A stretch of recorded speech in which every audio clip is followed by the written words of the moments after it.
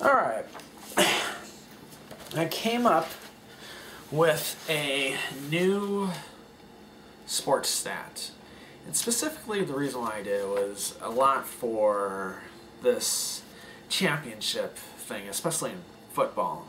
Saying, you know, what matters most is if you win 2 football championships or 2 football Super Bowls, then that's what you need to be considered among the greatest. I'm like, you know what really matters is how a person performs over their career. Let's make it lighter. And I was like, you know what? That's what really matters. I mean, a person like Jim Plunkett has 2 Super Bowls, but does he really deserve to be put in the same breath as John Elway, who also has 2 Super Bowls? I mean, he also has 3 other Super Bowls. Oops, wait. Get that. What the? Okay. And so I was like, you know what? There should be a point system for where you get to in the playoffs and to be able to add it in your career. And so I decided, you know what, I'm going to do that. I'm going to start off at the lowest. The lowest part of a playoff would be the wild card, the first round, the wild card. And for that, I assigned a value of 1 point. If a quarterback gets to a wild card any particular season, he gets a point. Next, the next highest one would be the divisional round. And I assigned 2 points, twice as many, because you have to beat another team or be at least good enough to get to the divisional round. And there you go. And because there's half as many teams in the conference finals, I assigned a value of 4 points. Because if you're getting the clue of this, there's half as many teams from the conference finals to the Super Bowl. I doubled it up and I assigned 8 points.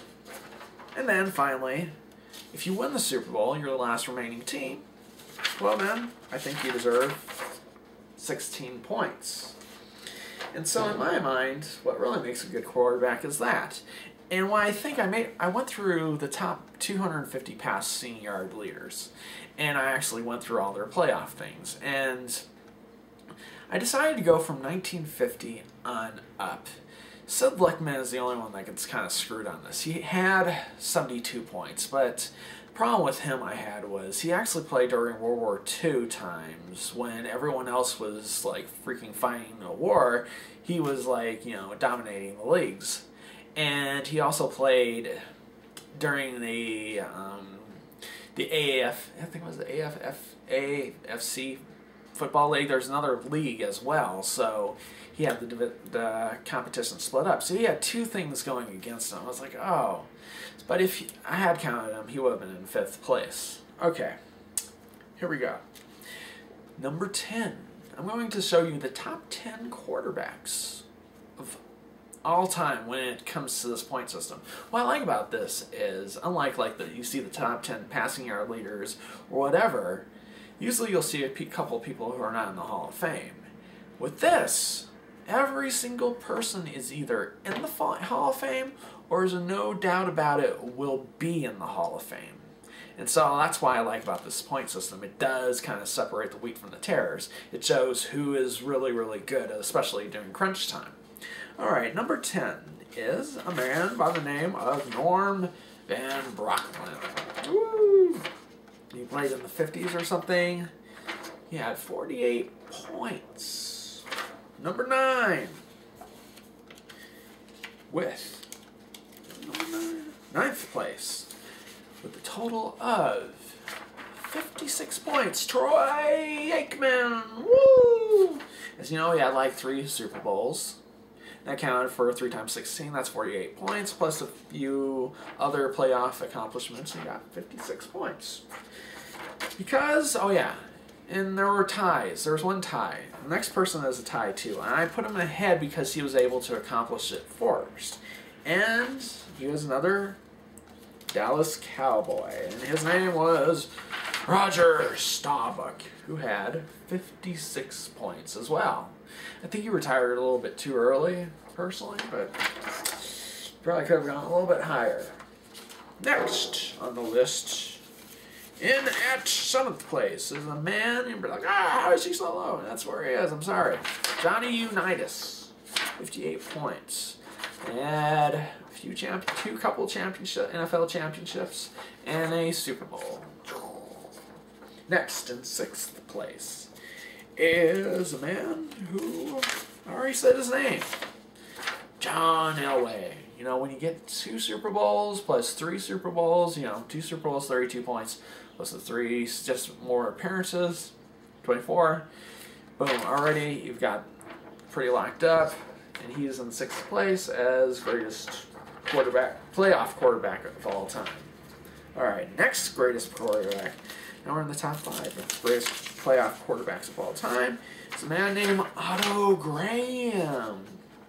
He definitely had a couple of championships back in the day, I think like 3 or something, plus a few NFL finals.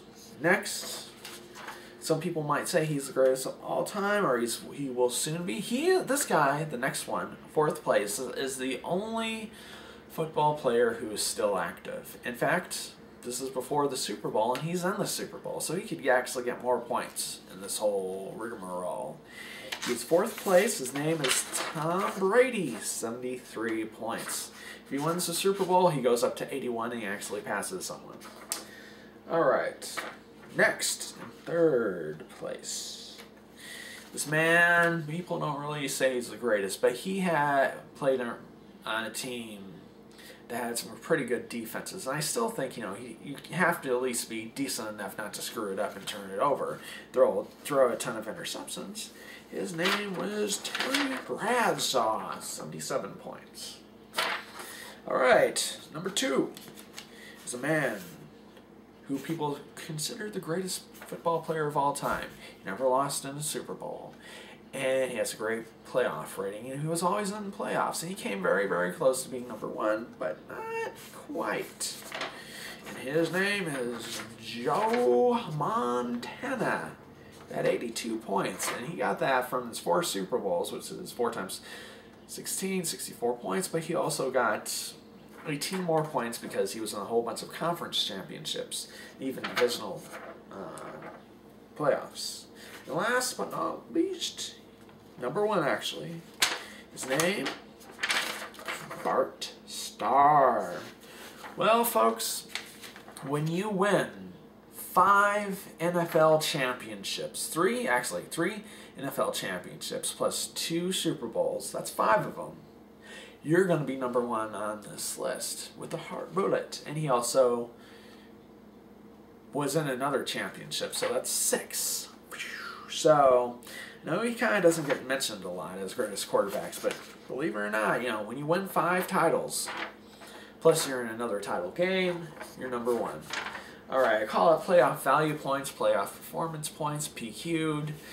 I'm not too sure what to go with it, but I use the stat. You can use it for anything. You can also use it for greatest NCAA coach of all time and assign 1 point for the first round and 64 points for an NBA championship. Most likely, I'm guessing John Wooden is going to be pretty high up there. Probably number 1. So that might be the next series I do. Or after that, I think you can also use it for NBA championships, or NBA players, because that seems to be like, people say, well, that's what really matters. My guess is, what's his name?